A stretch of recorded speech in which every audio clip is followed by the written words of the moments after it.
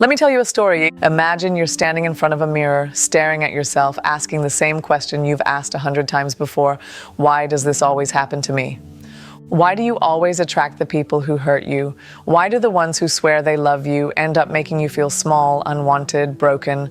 Why does every relationship leave you more exhausted, more confused, more desperate to be enough for someone who never seems satisfied? Now here's the plot twist. It's not just them, it's you. I know that hurts to hear, but before you get defensive, before you let shame take over, listen to me. This is not your fault, but it is your responsibility to change. Because toxic people, they don't pick just anyone. They pick the ones who give, the ones who stay, the ones who keep hoping, keep forgiving, keep trying to prove their worth, even when it's never enough.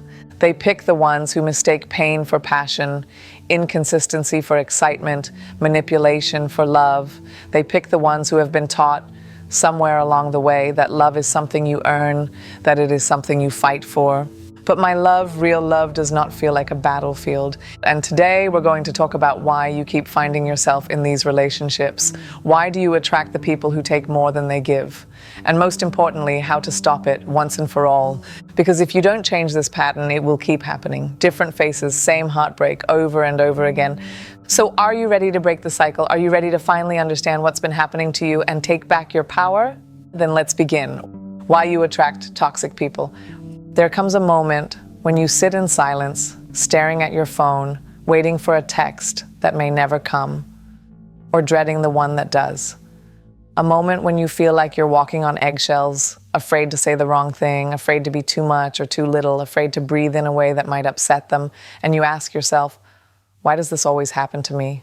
You see, toxic relationships don't always start as toxic. They start as warmth, as familiarity, as something intoxicatingly safe or dangerously thrilling. They make you feel chosen, seen, loved in a way you have always longed for. And maybe that's where the real tragedy begins. Toxic people don't just walk into your life uninvited. You allow them in. Not because you are weak, not because you don't know better, but because somewhere deep inside a wound exists, one that tells you that this is love. Maybe you grew up in a home where love was inconsistent, where you had to fight for attention, where being loved meant earning it. Maybe your heart was trained to recognize chaos as passion, manipulation as care, control as devotion. And so when they pull you close and then push you away, when they make you feel like the most special person in the world only to turn cold the next day, something inside you whispers, this is how love is. But my love, this is not love. Love does not leave you exhausted, second-guessing yourself, waiting by the phone, hoping they choose you today. Love does not make you shrink yourself, dim your light, or erase parts of who you are to keep them happy. Love does not use silence as punishment, words as weapons, or affection as currency to control you. And yet, I know, walking away is never that simple, because toxic love has a way of making you believe that you need it, that without it you are nothing, that if you leave, you will regret it, that no one will love you like they do. And that is exactly how they keep you trapped. But here's the truth. You do not need to be chosen by someone who only loves you in pieces. You do not need to keep proving your worth to someone who refuses to see it.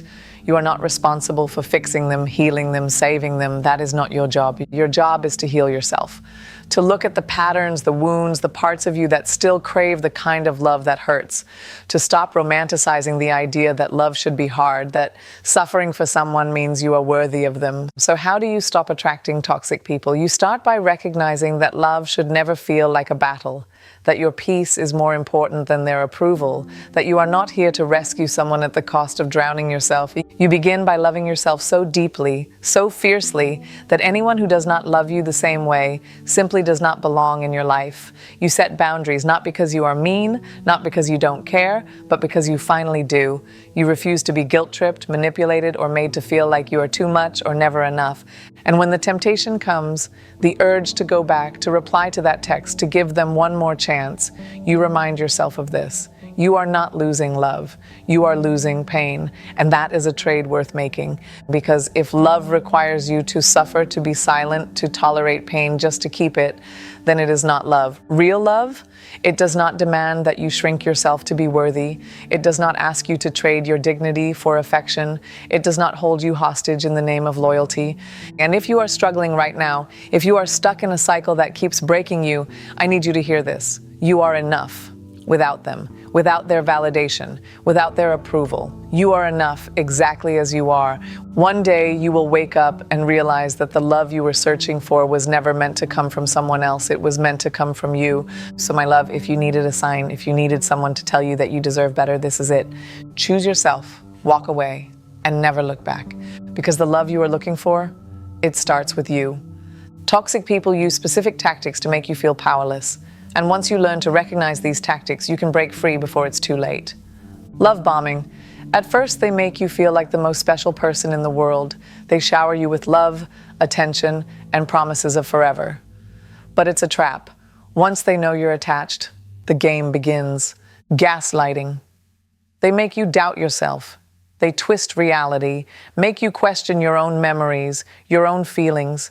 Suddenly, you're apologizing for things you didn't even do. Silent treatment and emotional distance. One day they love you, the next they're cold and distant. This makes you chase them, work harder, try to fix things, even when you did nothing wrong. Breaking you down. They criticize you, compare you, make subtle comments that chip away at your self-worth. They don't want you to realize your own value because the moment you do, you'll leave. Keeping you isolated, they make you feel like they are the only person who truly understands you. They slowly cut you off from friends, from family, until they are your entire world. And by the time you realize what's happening, you're already deep in the cycle. You feel trapped, and worst of all, you feel like you need them, but you don't. And today, we're going to take back your power. So, how do you stop attracting toxic people? How do you finally walk away? Recognize the patterns. Stop blaming yourself. Stop wondering what you did wrong. Instead, start seeing the signs for what they are. If you keep ending up in the same situation, it's time to acknowledge the pattern. Heal your inner wounds. The truth is, we attract what feels familiar, not what is healthy. If you grew up feeling unworthy, if you learned that love is something you prove, then that's what you will keep seeking. It's time to unlearn that. It's time to heal.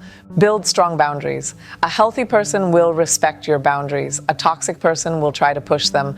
Pay attention to that. Stop explaining yourself. Stop making excuses for them. The moment someone disrespects your boundaries, walk away. Trust actions, not words. Toxic people are master storytellers. They will promise you the world while destroying you at the same time. Stop listening to their words. Watch what they do.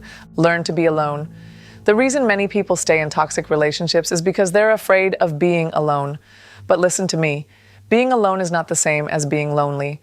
The day you become comfortable with your own company is the day you stop settling for half-hearted love. Forgive yourself. You are not weak for loving deeply. You are not foolish for trusting someone. But now that you know better, you must do better. Do not stay stuck in regret. Move forward with strength. Surround yourself with healthy love, whether it's friends, family, or even online communities. Surround yourself with people who uplift you, not drain you.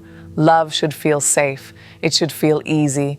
Choose yourself every single time. The most powerful thing you can do is choose you. No more sacrificing your peace for someone who doesn't deserve it. No more settling for less than you deserve. Because here's the truth. The moment you decide that you deserve better, toxic people will stop being drawn to you. I know it's hard. I know you feel broken, exhausted, like you'll never be able to trust again.